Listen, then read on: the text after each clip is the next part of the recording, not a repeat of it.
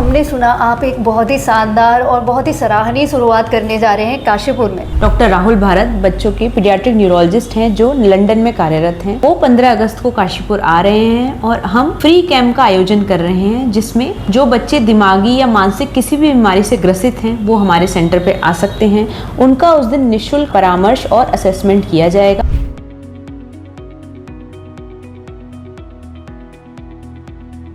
नमस्कार, मैं हूं तनुजा, आप देख रहे हैं सुरागीलाल न्यूज चैनल।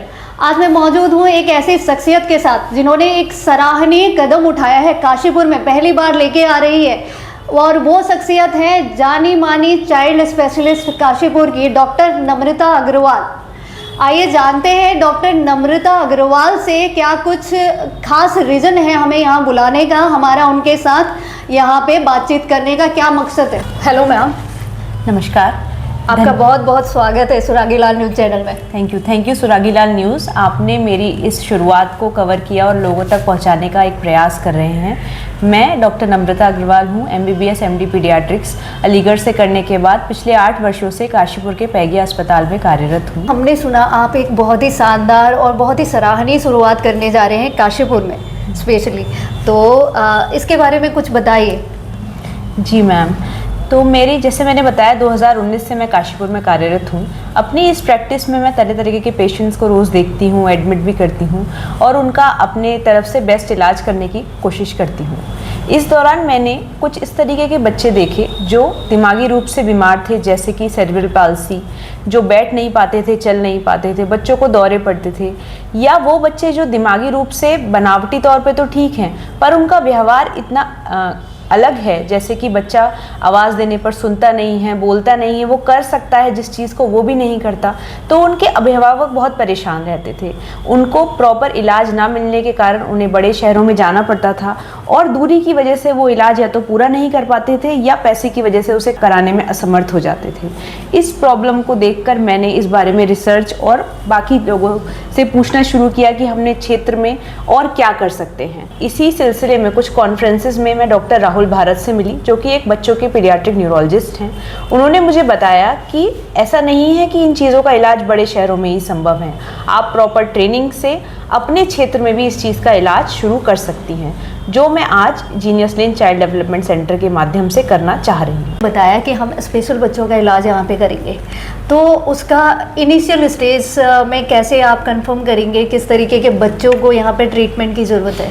क्योंकि बहुत ही न्यूबॉर्न जो बेबीज़ होते हैं उनमें तो ये सारी प्रॉब्लम्स का पता ही नहीं चलता इनिशियल एज में, तो आप कैसे आइडेंटिफाई करेंगे? थैंक यू, ये बहुत अच्छा सवाल है कि पेरेंट्स कैसे पता करें कि हमारे बच्चे में कोई दिक्कत है।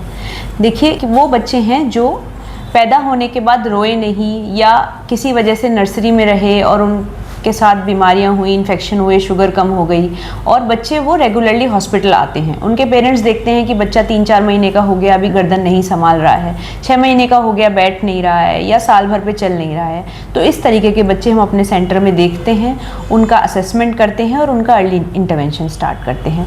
दूसरे वो बच्चे हैं जो पैदा हुए थे बिल्कुल नॉर्मल थे, उन्होंने गर्दन संभालना, बैठना सब टाइम पे किया, परंतु 1-2 साल कि जब वो होते हैं तो उनके व्यवहार में माँ बाप ये नोटिस करते हैं कि बच्चा नाम बुलाने पे सुनता नहीं है, आई कांटेक्ट नहीं करता है या उस दूसरे बच्चों के साथ, अपने उम्र के बच्चों के साथ खेलता नहीं है। ये कुछ अर्ली साइंस होते हैं ऑटिज्म के जो पेरेंट्स नोटिस कर सकते हैं और समय रहते हमारे पास ला सकते हैं।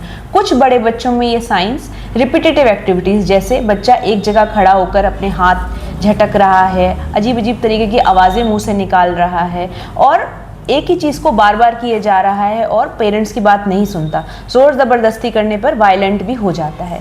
तो अगर इस तरीके के साइंस आप लोगों को दिखते हैं तो आप अपने नियरेस्ट पीडियाट्रिशियन या हमसे मिल सकते हैं। हम अपने सेंटर में इन बच्चों को साइकोलॉजिकल असेसमेंट करते हैं, उनकी एक प्रोफाइल करते हैं और बच्चे की नीड और ब्रेन डेवलपमेंट की स्टेज के हिसाब से उसका अर्ली इंटरवेंशन प्लान करते हैं। से अभी हमने बहुत बार आपके मुंह से भी रिपीटेडली सुन लिया है कि ऑटिज्म हो, ठीक है।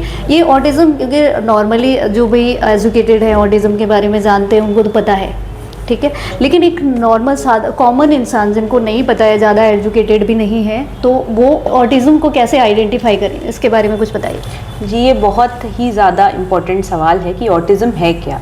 ऑटिज़म एक दिमाग की बीमारी नहीं है, एक ये न्यूरो डेवलपमेंटल डिसऑर्डर है, यानी कि बच्चे का स्ट्रक्चरली ब्रेन नॉर्मल है, आप उसकी टेस्ट करेंगे वो नॉर्मल आएंगे, बट प्रॉब्लम क्या है? प्रॉब्लम है बच्चे की सोशल कम्युनिकेशन इंटरेक्शन में। बच्चा अपने आसपास की एनवायरनमेंट से कनेक्ट नहीं होता है, आंखें नहीं मिलाता है, आवाज़ देने पे सुनता नहीं है, जो चीज़ें उसे पसंद होती हैं वही बार बार करता है और दुनिया से एक तरीके से कट सा जाता है। दूसरा, बच्चे के अंदर रिपीटेटिव एक्टिविटीज़ होती हैं, वो जो चीज़ करता है उसी को बार बार करता रहता है, जैसे कि एक जगह पर कूदते रहना, हाथ फ्लैप करते रहना, टो वॉकिंग करना या अलग अलग तरीके की एक्टिविटीज़ करना।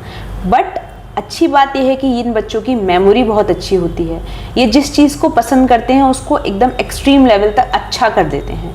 तो अगर इन बच्चों में हम उनको अर्ली आइडेंटिफाई करें और अर्ली इंटरवेंशन जल्दी करें तो इन बच्चों में बहुत अच्छे परिणाम देखने को मिलते हैं। आपने सुना होगा कि इलॉन मस्क जो दुनिया के सबसे अमीर आदमी हैं उनको ऑटिज़म है, अल्बर्ट आइंस्टाइन उनको ऑटिज़म था। तो ये एक डिजीज़ नहीं है, ज़रूरत है उनके पेरेंट्स को, उनकी सोसाइटी को, उनके आसपास के लोगों को समझने की कि इस बच्चे के साथ हमें कैसी पेरेंटिंग करनी है, क्या करना है, क्या नहीं करना है। अगर हम ऐसा इन बच्चों के साथ करते हैं तो ये साइंटिस्ट माइंड होते हैं और दुनिया में अनोखा काम कर सकते हैं। ऑटिज्म के बारे में तो लोगों को बता दिया, ठीक है, क्या है, क्या सिम्टम्स रहते हैं, किस तरीके से बच्चे को ट्रीट किया जाएगा। लेकिन इसके साथ साथ ही आजकल एक वर्ड हम और सुन रहे हैं, वर्चुअल ऑटिज्म। ये क्या चीज़ है, कुछ दर्शकों को बताइए। मैम, ये आजकल सब लोग इंस्टाग्राम से सुन रहे हैं। वर्चुअल ऑटिज्म वैसे एक कोई साइंटिफिक टर्म नहीं है, ये एक स्थिति है जिसमें बच्चे के अंदर ऑटिज्म के फीचर्स हैं, लेकिन उसका रीज़न स्क्रीन टाइम है।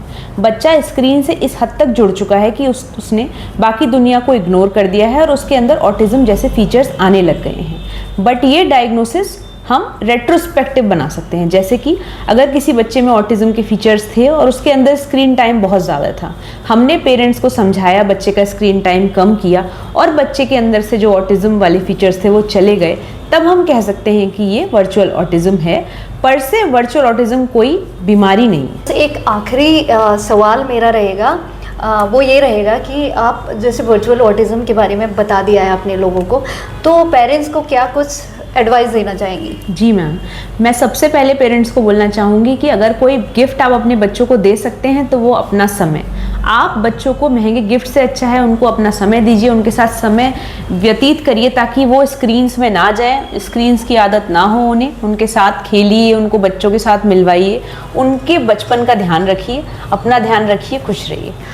ये बहुत ही महत्वपूर्ण, बहुत ही ज़रूरी एडवाइस दिए है, तो इसको सब लोग फॉलो करें। इम्पॉर्टेंट इन्फॉर्मेशन जिसके लिए हम आज यहाँ पे आए हैं।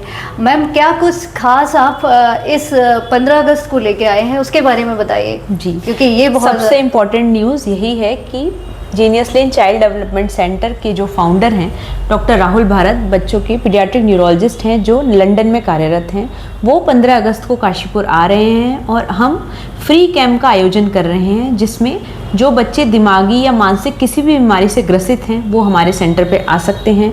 उनका उस दिन निःशुल्क परामर्श और असेसमेंट किया जाएगा और डॉक्टर राहुल भारत उन बच्चों को देखेंगे और गाइडेंस देंगे।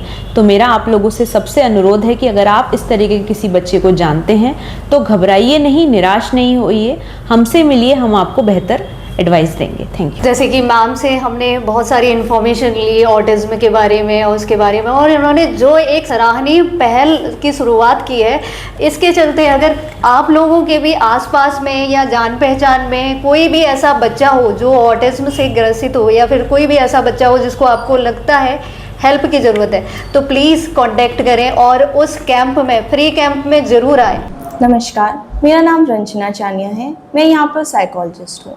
सबसे पहले आपके चैनल का धन्यवाद करना चाहूँगी कि आपने हमारे सेंटर को विज़िट किया और कवर अप किया है।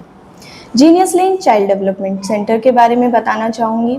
यहाँ पर बच्चों का न्यूरो डेवलपमेंटल असेसमेंट किया जाता है। हम यहाँ पर ऐसे बच्चों का न्यूरोलॉजिकल असेसमेंट कर रहे हैं जिन बच्चों में बोलने की समस्याएं, चलने की समस्याएं, किसी भी तरह की मानसिक या शारीरिक समस्याएं हैं। हमारे यहाँ ऑटिज्म, ADHD या किसी भी तरह की लर्निंग डिसेबिलिटी, फिजिकल डिसेबिलिटी जैसे cerebral palsy, global development delay का अर्ली इंटरवेंशन किया जाता है। जीनियस लेन पूरे ऑल ओवर इंडिया में वर्क करता है और ये उत्तराखंड का पहला सेंटर है जो हमारे काशीपुर में खुलने जा रहा है।